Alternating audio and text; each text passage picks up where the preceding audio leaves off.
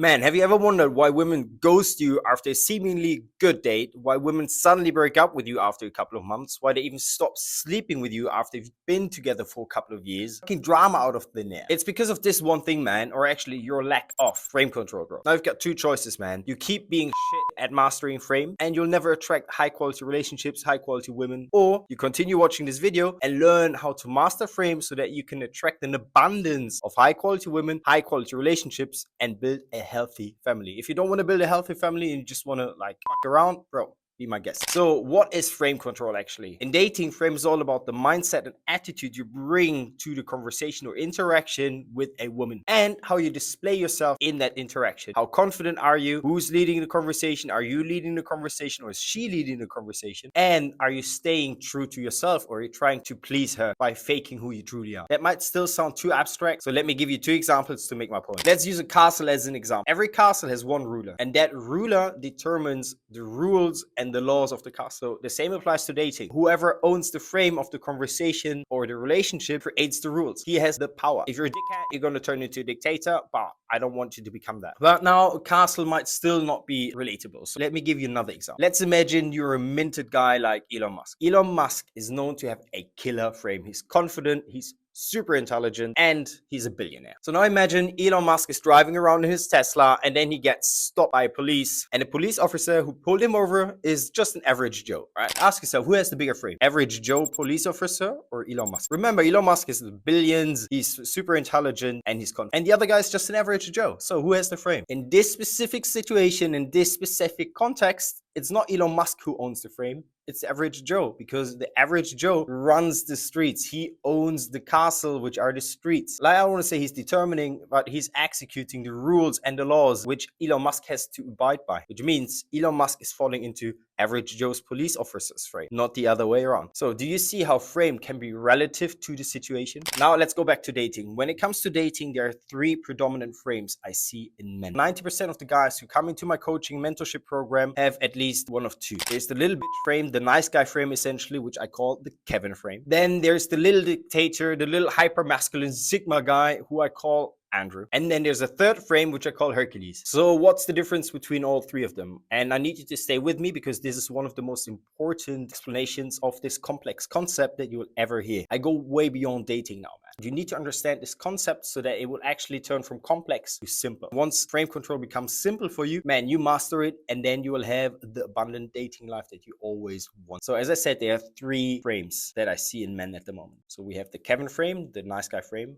the Andrew frame, which is the macho frame, and then the Hercules frame, which is the balanced, grounded, masculine frame. What's the difference between those three archetypes, the Kevin, the Andrew, and the Hercules? So two of them are in the extremes, which is the Andrew and the Kevin. They're in their dark masculine archetypes. They are personas. Kevin and the Andrew are simply trauma responses from the past, from emotional hooks, from emotional wounds from the past. So now you might ask yourself, what the fuck are those wounds, bro? Or I don't have wounds. I don't have trauma. Sometimes you don't know what you don't know. So let me show you which of those emotional wounds you might have and how you can overcome them, and so that you do not fall into the extreme frames. Because no woman, no high quality woman will ever stay with a Kevin or Andrew. I'm going to give you a couple of signs or symptoms of emotional wounds, and I'm sure you will recognize yourself at least once. Number one is approach anxiety, which is a sign of fear of rejection. Have you ever, like, when you see a beautiful girl walking down the street, how often do you look at her and you're like, oh, I wish I could approach her, but I'm scared that she's going to reject me? How many beautiful girls have you let pass by because you're so afraid of being rejected by her? So what happens in your brain in that moment when you see a beautiful girl passing by and you cannot approach her because you're too afraid of getting rejected her, it's your brain actually replaying a fear from the past, a wound of abandonment from the past. Maybe because your ex suddenly left you and you haven't processed that pain yet. Maybe your parents left. I was raised by my grandma, rejected by my parents, so I had a massive fear of abandonment and fear of rejection. Because being rejected by my own parents made me question my own self-worth, my self-esteem, and also my self-confidence. So every time I saw a beautiful girl, I was afraid to get her rejected again and relive that pain from the past. Now, the second wound or the second symptom of an emotional wound is when you're afraid of being judged. So that happens for a lot of guys when they want to approach a girl, but they're not so much afraid of getting rejected by her, but they're way more afraid of being judged by the people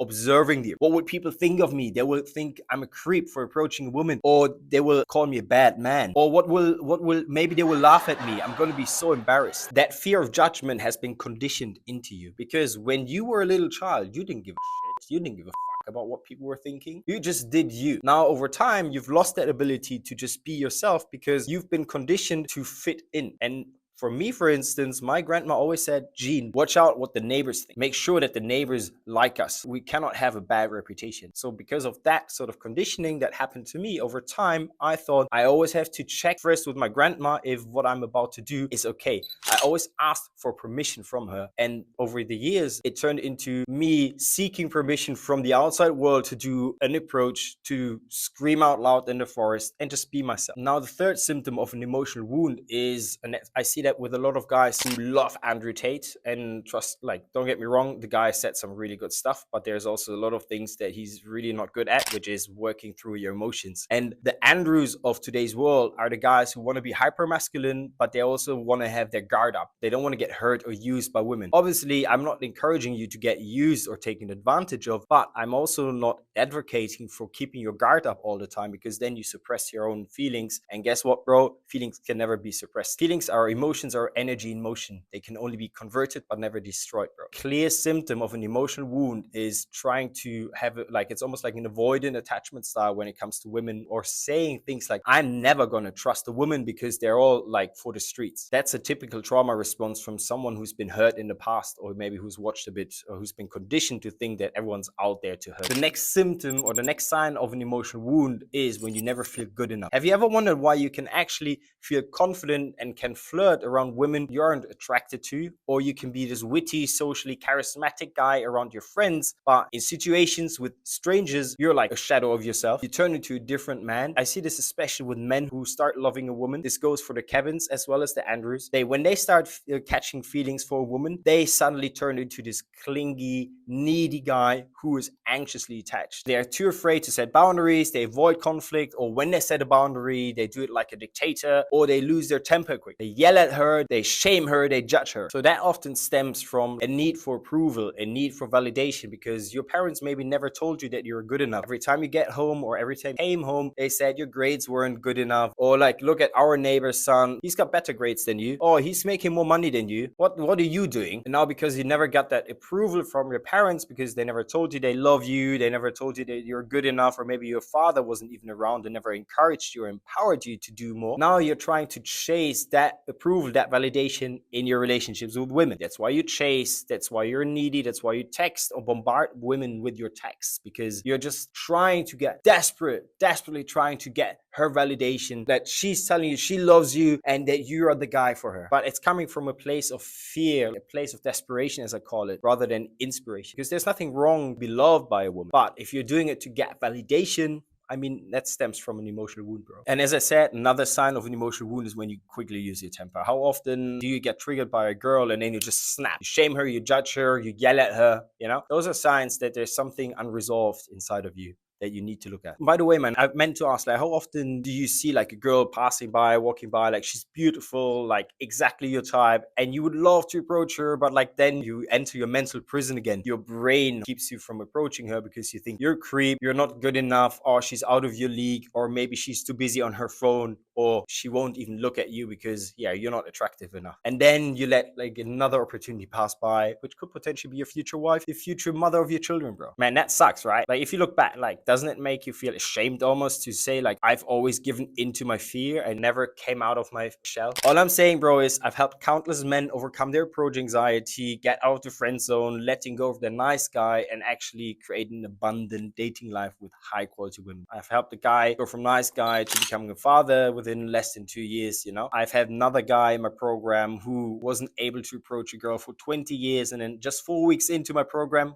it's getting numbers now, you know? If you want to get the same results, or if you just want to level up your dating game because you're like, you feel stuck and you don't know how to break through that ceiling, bro, why don't you apply to work with me and my team, bro? If you want to work with me, apply for a free coffee chat with me where I analyze your situation and see if you're a good fit for the program. So how can you do that, bro? Just click the link below in the description, find the slot that suits you, and then you and I, we're going to have a chat. I'm not going to try to sell you anything on that specific call because I just want to understand your situation. And if you're a good fit, then we take it from there. Now let's go back to all those emotional wounds I talked about earlier. Most men, instead of working through those emotional wounds that I shared with you just right now, they suppress them, they ignore them, they pretend they don't exist. And as a result, these men develop those personas I mentioned, the Kevin or the Andrew, just to cope with the pain of life. Most often those personas only show up around women. But then these guys blame women. But actually, women are your mirror, bro. Life is your mirror, man. Life and women, they reflect everything back at you. Especially women reflect back your emotional wounds that you have always ignored. And that's why the Kevin or Andrew frame are so unsustainable. They are personas to cover up the emotional wounds. But if you don't heal the emotional wounds, we'll never be able to master frame. And if you don't master frame, no high quality women will stick around. So how do you know which frame you're in if you're the Andrew or the Kevin? Let me show you. The Kevin frame, as I said, is the nice guy frame. It's when you please and you're like super submissive. You're indecisive. Essentially, when you're in your Kevin frame, you act like a little bitch. You aren't assertive. You're a walkover. You're like a doormat. You don't tease. You don't flirt. You don't disqualify. You're trying to get her approval. You're kissing her ass. And those Kevins, those nice guys, they're playing the white knights and they're like, they think they're doing something good, but actually it's super toxic what they're doing because they're suppressing their true self. These Kevins are afraid to be themselves, man. That's why they're playing nice. If you're a Kevin, if you act like a Kevin, you reject your own masculinity, man. You reject your own true self. And as a single, for instance, Kevin doesn't approach a woman because he's afraid of rejection and he's also afraid of judgment. He doesn't want to be seen as a creep. Kevin pedestalizes every woman he sees. He buys her flowers. He invites her for fancy dinner dates just because he believes he's not good enough without all these things. He needs to show her how much he loves her because he believes that his true self isn't worthy of her. He explains himself, he justifies all of his actions, and he is too afraid to tease a woman because he thinks it's rude and it's offensive. But it's bullshit, bro. That's just the social conditioning. If you're a Kevin, you feel like you constantly walk on life through eggshells. But the problem with that is, man, women hate a man who is too afraid to have a strong opinion, who is too afraid to be assertive, who is too afraid to flirt with her or tease her. Kevin lacks any self-confidence. But the thing is, the foundation of sexual attraction is, guess what? Fucking confidence, man. Now, the other extreme to Kevin is Andrew. He's the macho. The macho who never got shown his love by his father, and he has a very strange relationship with masculinity. He got hurt by women in the past, and he didn't process that breakup. And most likely, he watched a bit too much red pill content lately. And now he has this crazy guard up. He thinks all women are out there to hurt him. Like, a lot of guys think that being in the Andrew frame is super attractive, but actually, you're not a leader in that moment. You're a dictator. You domineer. You aren't assertive. You're controlling. The guys in my mentorship who were in the Andrew frame struggle always with like making relationships last longer than 1 or 2 years, because after the honeymoon phase is over, which usually lasts like 6 to 12 months, all their insecurities came out, and most often their biggest insecurity was lack of emotional control and lack of emotional connection, because you were too afraid of letting a woman get too close to you. Most of the Andrews have an avoidant attachment style, as they say. So I used to be like an Andrew myself. I was like the super macho and I was really good with women, but the relationships were always like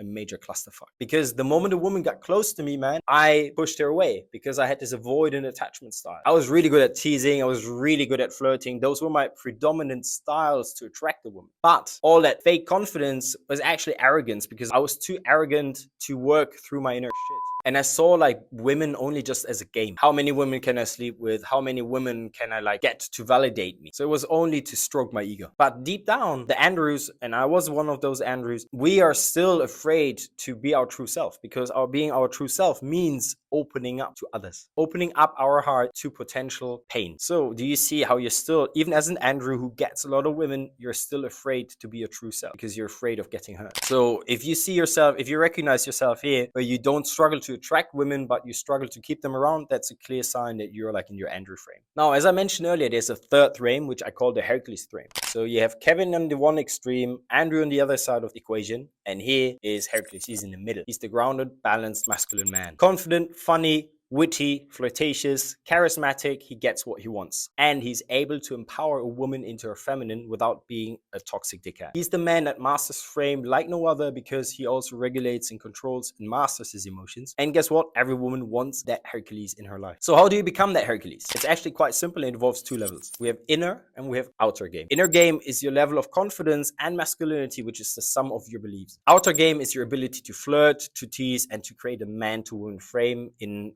interactions with women. However, without inner game, which is confidence, you won't be able to pull off outer game, which is flirting, teasing, etc., etc. So you work on your true authentic confidence by letting go of the Kevin as well as the Andrew personas in those frames. Because only when you let go of those two are you able to be authentic true self. And only when you're authentically yourself, you will be able to attract high quality women. So why is that? Because if you're true to yourself, if you're authentic self, it means you're fearless because you've overcome your deepest and darkest demons. If you have overcome your inner demons, it means that you have overcome all your fears. And if you have overcome all your fears, it also means that you do not fear women anymore, which means that a woman will finally be able to feel safe around you, which allows her to surrender into her feminine, which deep down every woman wants. Even the boss babes in America, man. Most of my clients from the West, they attract you as women because they are so grounded in their masculine. They're these Hercules guys so that they are actually standing out and they are magnetic to these high quality women in the West. So do you want to become the Hercules? I'm sure you want to. Here's a 4-step plan. Become that Hercules. And let's focus on the inner game now. Number 1, identify your persona. Reflect on your behavior. Think about how you act when you're dating.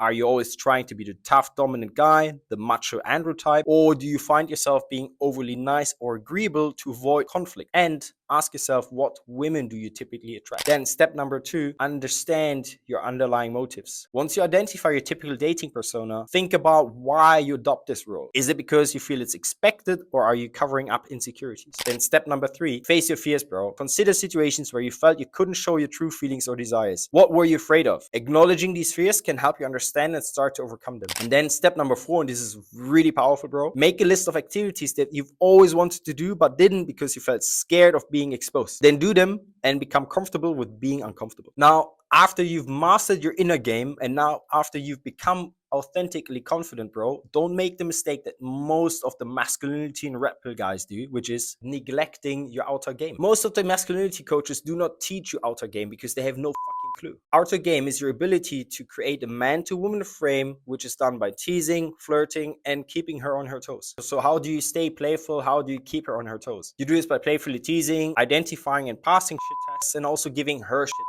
So for instance, a shit test is not an insult. When she says you're ugly, that's not a shit test. That's just plain fucking rude. And you ditch that woman, for instance. So she could say, oh, you must say this to all the girls, right? That is a shit test. So most men would say, oh no, only the pretty ones. Or they would actually explain themselves like, oh no, I would never talk to girls like this. Again, that's a sure way of failing the shit test. A good way to respond to that kind of accusation or shit test could be like being funny about, sorry, I can't talk without my lawyer. Easy way to pass a shit test. If you want to learn more about shit tests, you can apply from a mentorship I've told you earlier. Click the link in the description and then we have a chat. One of my favorite frame control tools is disqualifying her. So I used to do this on dates and I still do this in my relationship with Sandra because it helps me to keep her on her toes. So on a date, a girl would say something like, oh, I love cats. You could then respond with using a disqualifying statement saying, you love cats. You and I won't get along. Simple. Now, how do you apply that in a relationship? Sandra says something, oh, like I'd really love to change my diet. I want to become vegan. I'm like, vegan?